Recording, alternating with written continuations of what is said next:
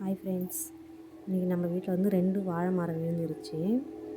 ஒரு வாழை மரத்தில் வாழைக்காய் வச்சுருந்துச்சி, ஆனால் முத்தம்னால விழுந்துருச்சு. இன்னொரு மரமும் விழுந்துருந்துச்சு, ஆனால் அதில் எதுவும் குலை எதுவும் வைக்கல. இன்றைக்கி வாழைத்தண்டு பொரியல் தான் பண்ண போகிறோம். உங்கள் வீட்லேயும் இந்த மாதிரி மரம் இருந்தால் தயவு செஞ்சு வேஸ்ட் ஆக்காதீங்க. இந்த மாதிரி விழுந்தால் வெட்டினா அதில் இருக்கிற தண்டை பொரியல் பண்ணி சாப்பிடுங்க, ரொம்பவே நல்லது. கண்டிப்பாக கிராமத்து சைடெலாம் நிறையவே கிடைக்கும். கண்டிப்பாக கிடைக்கும்போது அதை யூஸ் பண்ணி சாப்பிடுங்க. இன்றைக்கி வாழைத்தண்டு பொரியல் தான் பண்ண போகிறோம். பாட்டி வெட்டிகிட்ருக்காங்க, தம்பி எடுத்துகிட்டு போயிட்டுருக்கான். அப்புறம் பக்கத்துலேயே பார்த்திங்கன்னா நம்ம இன்னொரு மரத்தில் வாழைப்பூவோட ஒரு குலை வச்சுருந்துச்சு. இன்னொரு மரத்துலையும் வாழைப்பூ அறுத்துட்டோம், அதுலேயும் ஒரு குலை வச்சுருந்துச்சு. இன்றைக்கி அது எப்படி செய்கிறதுன்னு தான் பார்க்கலாம் வாங்க.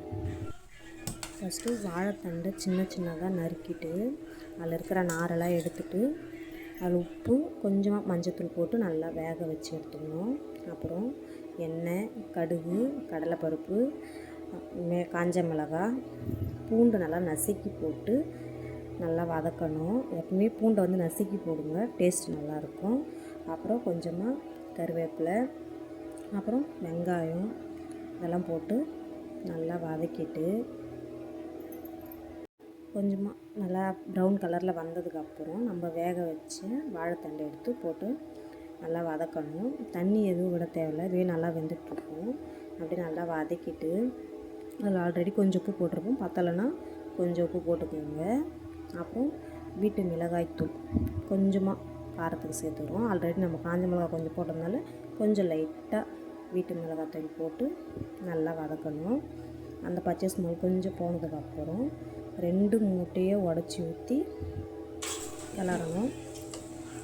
கிளறதுக்கப்புறம் உங்கள்கிட்ட எது இருக்கோ, பச்சை பயிறு அந்த மாதிரி தான் நிறைய பேர் போடுவாங்க.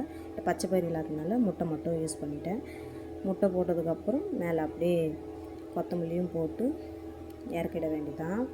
கண்டிப்பாக உங்கள் வீட்டில் வாழைத்தண்டு இருந்தால் கண்டிப்பாக பசங்க பெரியவங்க எல்லாருக்குமே செஞ்சு கொடுங்க, கண்டிப்பாக ரொம்பவே நல்லது. அப்புறம் சாப்பாடு, வாழைத்தண்டு பொரியல், முட்டை குழம்பு வச்சு சாப்பிட்டோம்.